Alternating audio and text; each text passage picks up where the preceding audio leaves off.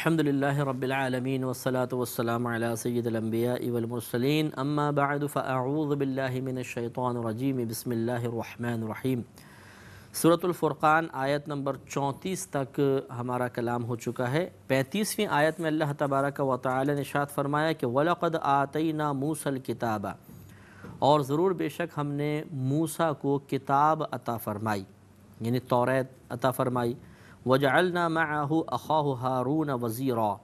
اور ہم نے آپ کے ساتھ آپ کے بھائی ہارون کو آپ کا وزیر بنایا، نائب بنایا۔ فَقُلْنَا اذْهَبَا، پھر ہم نے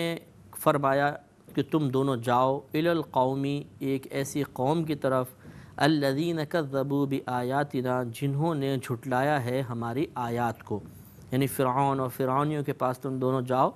اور تبلیغ دین کرو۔ تو انہوں نے جا کے تبلیغ دین فرمائی، انہوں نے انکار کیا، یہ پیچھے پورا واقعہ گزر چکا ہے، اور پھر وہ ان کے قتل کے در پہ ہوئے، اور پھر آپ تمام بنی اسرائیل کو لے کر نکلے اور دریا میں فرعون کو غرق کر دیا گیا۔ تو غرق کرنے کا یہ واقعہ، یہ جو ان کی ہلاکت تھی، اس کو اللہ نے مختصر الفاظ میں آگے بیان فرمایا، بیچ کے تمام واقعات کو محذوف فرما دیا۔ فَدَمَّرْنَاهُمْ تَدْمِيرًا، پھر ہم نے انہیں تباہ کر کے ہلاک کر دیا، ہلاک و برباد کر دیا۔ تو یہاں سے جو ہے آپ کافی آگے تک دیکھیں گے کہ اللہ تبارک و تعالی نے مختلف قوموں کے احوال بالاختصار بیان فرمائے ہیں کہ ان قوموں کے پاس نبی گئے، تبلیغ دین فرمائی، پھر ان قوموں کی سرکشی، حق کو قبول نہ کرنا، اپنی باطنی تکبر کی بنا پر، گندی عادات کے قلب میں راسخ ہو جانے کی بنا پر، اور پھر اللہ کی طرف سے عذاب کا نزول۔ تو یہ اس لیے بیان کیے گئے ہیں بار بار مختلف مقامات پر کہ ہم ان سے عبرت حاصل کریں، نصیحت حاصل کریں، اس کے علاوہ شکر کریں۔ نصیحت تو یہ حاصل کریں کہ دیکھیں ان قوموں نے گناہ کیے تو اللہ تعالیٰ نے ان کو تباہ و برباد کر دیا، تو ہمارا انجام کہیں ایسا نہ ہو کہ ایسا ہو جائے۔ شکر اس بات پر کریں کہ ہم ان جیسے ہزارہا گناہ اپنے معاشرے میں کر رہے ہیں لیکن اللہ کا عذاب نازل نہیں ہوتا، اللہ تعالیٰ کرم نوازی فرما رہا ہے۔ تو پھر ہمیں نصیحت یہ حاصل کرنی چاہیے کہ باوجود کثرت گناہ کے اگر اللہ تعالیٰ کی طرف سے سلسلہ نزول رحمت منقطع نہیں ہو رہا تو اس میں ہمارا کوئی کمال نہیں، یہ اس رب کی کرم نوازی ہے۔ اور جب ایک رب ایسی کرم نوازی فرما رہا ہو، احسان کرنے والا ہماری احسان فراموشی کے باوجود سلسلہ احسان منقطع نہیں کر رہا، تو پھر یہ بہت بڑی بے مروتی کی بات ہوگی، اور اس کی جانب سے پتہ چلے کہ وہ ہماری بات نہیں مان رہا، یا ہماری برائی کسی کے سامنے کر رہا ہے، یا ہمارے خلاف ہی ہمارے دشمنوں کی امداد کر رہا ہو، تو کوئی سلسلہ انعام جاری رکھ کر تو بتائے۔ ہم تو فوراً کان کھڑے کر لیتے ہیں اور سلسلہ فوراً انعامات کا روک دیتے ہیں، اور اگر ہم اس کو کوئی اپنے پاس جگہ دیے ہوئے ہیں تو اس کو اپنے پاس سے دور کر دیتے ہیں اور اسے تکلیف پہنچانے کی کوشش کرتے ہیں۔ لیکن اللہ تعالیٰ کی یہ عادات کریمہ نہیں ہے، وہ کرم فرماتا ہے۔ تو اس کی پھر اس عادت کریمہ کو سے ناجائز فائدہ اٹھانا اور مطلب اپنی نفسانی خواہشات کے تابع ہو کر اس کے احسانات کو فراموش کرتے ہی چلے جانا، یہ بہت ہی غلط حرکت ہے، اس سے ہمیں بچنا چاہیے۔ تو یہ اللہ نے اس میں بیان فرمایا، ہمیں اس کو پھر حصول نصیحت کے ارادے سے سننا چاہیے اور عبرت حاصل کرنی چاہیے۔ آگے یہ فرمایا وقوم نوح، اور نوح کی قوم کو، یعنی نوح کی قوم کو بھی ہم نے ہلاک کر دیا۔ وقوم نوح لما، اور قوم کی نوح کو جب، نوح کی قوم کو جب کذبوا الرسل، جھٹلایا انہوں نے رسولوں کو، یا تو اس طرح کے کئی رسولوں نے جھٹلائے، یا اس طرح کہ نوح علیہ السلام کو جھٹلایا، اور ایک رسول کا جھٹلانا، ایک رسول کو جھوٹا قرار دینا، اس کی تکذیب کرنا ہے، تمام رسولوں کی تکذیب کرنا ہے، اس اعتبار سے جمع کا صیغہ ارشاد فرمایا کہ لما کذبوا الرسل، جب جھٹلایا انہوں نے رسولوں کو، وَأَغْرَقْنَاهُمْ، تو غرق کر دیا ہم نے انہیں، وَجَعَلْنَاهُمْ لِلنَّاسِ آیَةً، اور بنا دیا ہم نے انہیں لوگوں کے لیے ایک نشانی، وَأَعْتَدْنَا لِلظَّالِمِينَ عَذَابًا أَلِيمًا، اور ہم نے تیار کر رکھا ہے ظالموں کے لیے درد دینے والا عذاب، شدید عذاب ہے جو آخرت میں تیار کیا ہوا ہے۔ جو آج اسلام قبول نہیں کرے گا، ہمارے نبی پر ایمان نہیں لے کر آئے گا، اللہ تعالیٰ کی وحدانیت کا اقرار باقی تمام شرعی تقاضوں کے مطابق نہیں کرے گا، تو اس کا انجام بڑا دردناک ہے، بہت سخت عذاب ہے، اور وہ ہمیشہ ہمیشہ کا عذاب ہے۔ اس مقام پہ پہنچنے کے بعد اگر کوئی حالت کفر میں پہنچتا ہے تو پھر کسی رحم کی امید نہ کی جائے۔ وعادا وثمودا، اور عاد اور سمود کو، یعنی عاد کو بھی ہم نے ہلاک کیا، قوم عاد کو، قوم سمود کو ہم نے ہلاک کیا۔ یہ قوم عاد حضرت ہود علیہ السلام کی قوم تھی، اور حضرت صالح علیہ السلام کی قوم یہ سمود ہے۔ وہ اصحاب الرسی، اور کنویں والوں کو، کنویں والے حضرت شعیب علیہ السلام کی یہ قوم ہے کہ ان کے مکانات کنوؤں کے قریب تھے۔ جب اللہ تعالیٰ نے ان پر عذاب نازل فرمایا تو یہ کنوؤں سمیت دھس گئے تھے، تو ان کو کنووں والے فرمایا۔ وَقُرُونًا بَيْنَ ذَلِكَ كَثِيرًا، اور بہت سی ایسی بستیوں کو جو ان کے درمیان تھیں، کثیر بستیوں کو ہم نے ہلاک کر دیا۔ یعنی یہ تو قومیں گزریں لیکن ان کا اوقات مختلف ہیں، کوئی پہلے، کوئی اس کے 50 سال بعد، کوئی 100 سال بعد، اور بیچ میں بھی فرمایا کہ بہت سارے ایسے زمانے بستیاں گزری ہیں جن کو وقتاً فوقتاً ہم ہلاک کرتے رہے ہیں، اور قرآن میں ان کا تذکرہ صراحتاً نہیں کیا گیا۔ وَكُلًّا ضَرَبْنَا لَهُ الْأَمْثَالَ، اور ہم نے سب سے مثالیں بیان فرمائیں، یعنی ہر ایک کو ہم نے ہدایت کے اسباب مہیا فرمائے، جو مطلب کسی قوم کی ہدایت کا ذریعہ ہو سکتا تھا وہ قائم کیا گیا۔ وَكُلًّا تَبَّرْنَا تَتْبِيرًا، اور سب کو تباہ کر کے پھر ہم نے مٹا دیا، لیکن انہوں نے ان سے فائدہ حاصل نہیں کیا تو پھر انجام مٹ نہیں تھا، وہ مٹ گئے۔ وَلَقَدْ أَتَوْا عَلَى الْقَرْيَةِ الَّتِي أُمْطِرَتْ مَطَرَ السَّوْءِ، اور ضرور یہ جو کفار ہیں یہ ایسی بستیوں پر آئے ہیں کہ جن پر بارش برسائی گئی تھی، بہت بری بارش،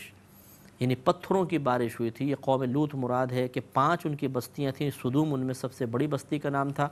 سب سے چھوٹی بستی والی جو تھے وہ ان حرکتوں میں نہیں تھے، وہ بچ گئی تھی۔ باقی 4 بستیاں اللہ تعالیٰ نے آسمان سے پتھروں کی بارش کے ذریعے ہلاک فرمائی تھیں۔ تو یہ اللہ نے بیان فرمایا کہ آج یہ کفار آپ پر ایمان لے کر نہیں آتے، حالانکہ یہ ایسی بستیوں سے ہو آئے ہیں۔ یہ کافر جب ان کے گزرتے ہیں تو ان بستیوں پہ ان کی باقاعدہ نگاہ پڑتی ہے، یہ قوم لوط کی بستیاں کہ جہاں پر اللہ تعالیٰ نے پتھروں کی بارش فرمائی اور یہ ہلاک و برباد ہوئے تھے، لیکن نصیحت حاصل نہیں کرتے۔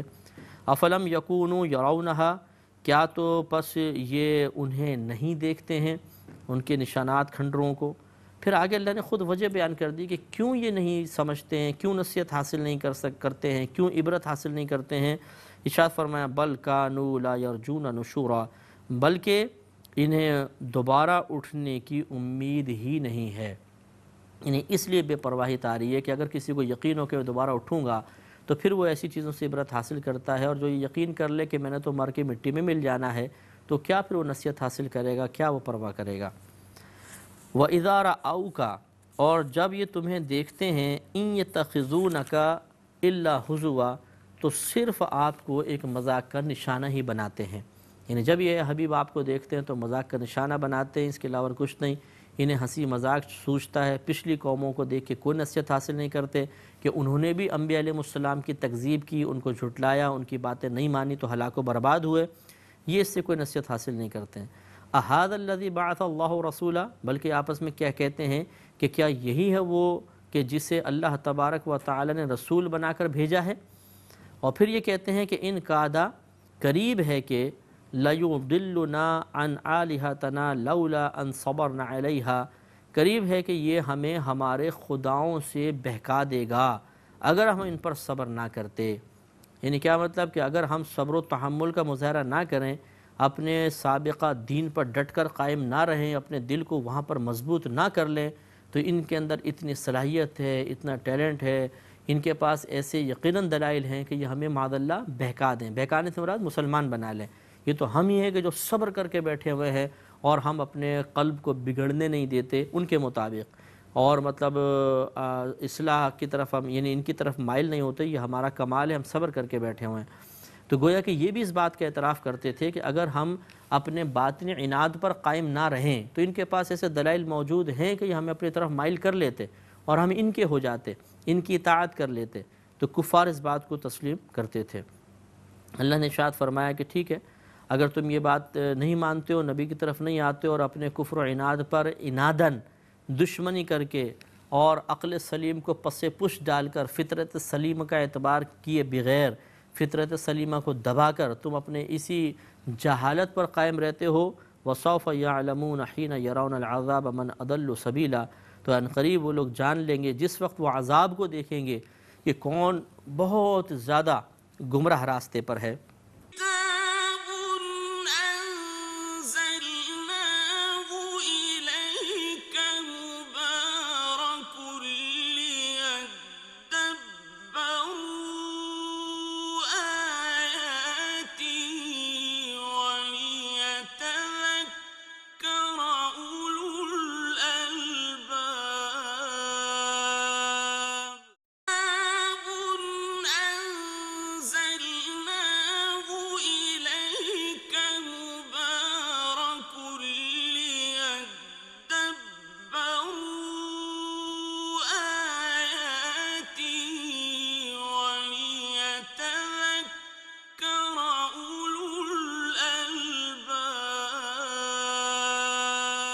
گمراہی کے راستے پہ کون زیادہ ہے، یہ عنقریب پھر دیکھ لیں گے۔ اگر آج نہیں سمجھتے ہیں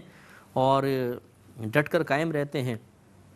تو عذاب سے مراد کہ جب یہ عذاب دیکھیں گے، اس سے مراد یا تو موت ہے کہ جیسی موت آئے گی عذاب کے فرشتے نازل ہو رہے ہوں گے، اور تو یہ اپنے اطراف میں غیوب کو دیکھنے کے بعد فوراً سمجھ جائیں گے، اور یا پھر میدان محشر، اور یا جہنم مراد ہے، یا قیامت کا دن بھی ہو سکتا ہے۔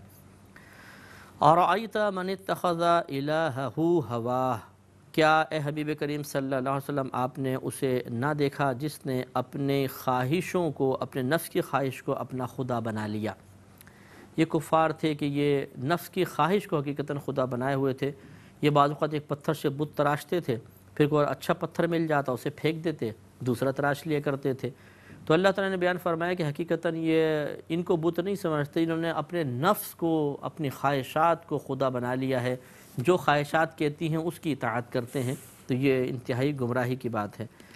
اور آج بھی ایسا ہے کہ اگر ہم غور کریں تو معاذ اللہ ایسا نہیں کہ ہم یہ کہیں کہ ایک مسلمان نے اپنی خواہشات کو خدا مان لیا ہے۔ خدا ماننا ایک اور بات ہے، لیکن یہ مماثلت اس بات میں بیان کی جا رہی ہے کہ جیسے اللہ تعالیٰ کی آنکھ بند کر کے اطاعت کی جانی چاہیے، انسان اللہ کی اطاعت نہیں کرتا ہے، ویسی اطاعت اپنے نفس کی کرتا ہے۔ تو آپ دیکھیں صبح ہم اٹھتے ہیں، فوراً آنکھ کھلتی ہے تو کیا کرنا ہے، اندر سے آواز آتی ہے ذرا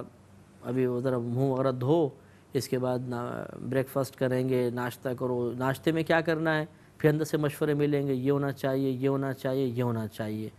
پھر کیا نہانے کا موڈ ہے، اندر سے آواز آتی ہے ہاں نہانے کا موڈ ہے، نہانا ہے، گرم پانی سے نہانا ہے، ٹھنڈے پانی سے نہانا ہے۔ پھر کون سے کپڑے پہننے، اندر سے آواز آتی ہے یہ والے کپڑے پہنو، یہ والے کپڑے پہنو۔ پھر تمام دن میں گفتگو کرنے کے اندر اس کو دیکھو، اس سے بات کرو، یہ بات کرو، ہنسی مذاق کرو۔ پھر شام کو واپس آنا، یہ دیکھو ٹی وی پہ، یہ نہ دیکھو، یہ چینل لگاؤ، وہ چینل لگاؤ، اس سے بات کرو، اس سے بات کرو، اب لیٹ جاؤ، اب بیٹھ جاؤ، اب کھڑے ہو جاؤ۔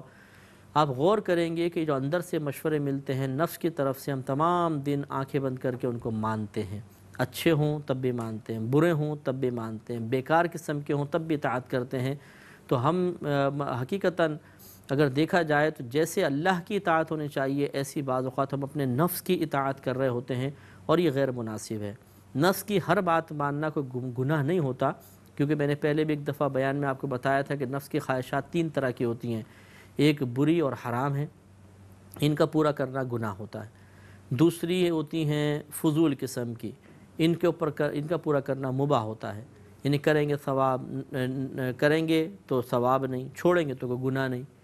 بری کی ہم مثال لے لیتے ہیں، جیسے بری مثلا دیکھو کسی حرام منظر کو دیکھو، یہ نفس کی خواہش ہے تو اس کو اگر ہم پورا کریں گے تو حرام۔ اور مباح خواہش کہ نہ گناہ نہ ثواب، مثلا بیٹھے ہیں اندر سے آواز آئی گرم گرم چائے تو پلا، مزہ آئے گا،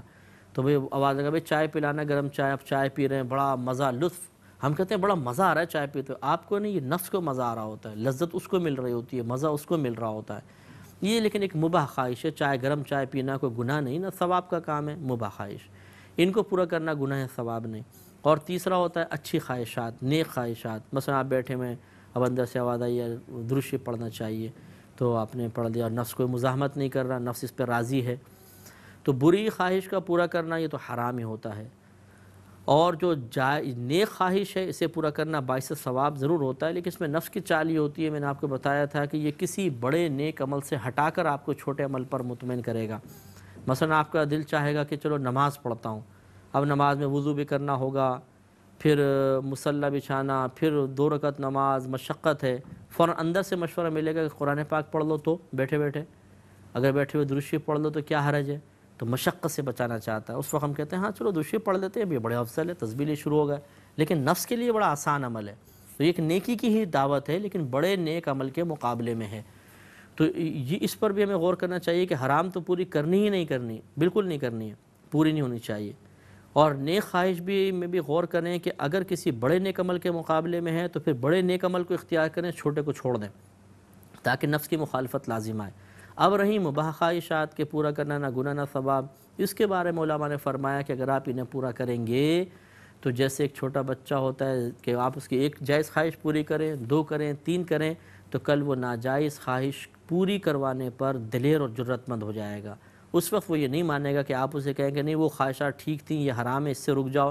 وہ کہے گا 4 باتیں پہلے مانی تو 5ویں کیوں نہیں مان رہے بس. تو اسی طرح نفس بھی پھر اتنا اپنی مباح خواہشیں پوری کروانے پر دلیر ہو جاتا ہے کہ جب کسی مقام پہ آپ یہ سمجھتے ہیں کہ اب اس کی خواہش حرام کے درجے میں پہنچ گئی اور آپ اسے روکنے کی کوشش کریں گے تو یہ نفس آپ کی اطاعت نہیں کرے گا، اکڑ جائے گا کہ نہیں. اور اس وقت اتنا مضبوط ہو چکا ہوتا ہے کہ اس کو روکنا ہمیں بہت دشوار محسوس ہوتا ہے، اور کچھ عرصے لڑنے کے بعد ہم اس کے سامنے چاروں شانے چت گر جاتے ہیں اور یہ کامیاب ہو جاتا ہے اور گناہ یا خطا کروا لیتا ہے. اس لیے مباح خواہش سے روکنا یہ حرام خواہش میں پڑنے سے روکنے کے لیے ایک بہترین عمل ہے. اور یہ بھی ضمناً بات آئی گئی تو پھر میں عرض کر دیتا ہوں کہ مباح خواہش سے روکنے کا مطلب یہ نہیں ہے کہ آپ کے دل چاہ رہا ہے کہ چاٹ چھولے کھانے چاہیے، گول گپے کھانے چاہیے، چائے پینی چاہیے، شربت پینا چاہیے تو آپ یعنی ہم یہ سب چیزیں چھوڑتے ہیں. یہ پورا کریں لیکن نفس فیس لیں. مثلا ایک آپ نے اس کو چائے پلائی تو اس سے پہلے 100 دفعہ درود شریف، فلاں چیز کھانی، آئس کریم کھانے کو دل چاہ رہا ہے تو اچھا 200 دفعہ درود شریف. اس طرح فیس لیں گے تو انشاءاللہ نورانیت قائم رہے گی. وآخر دعوانا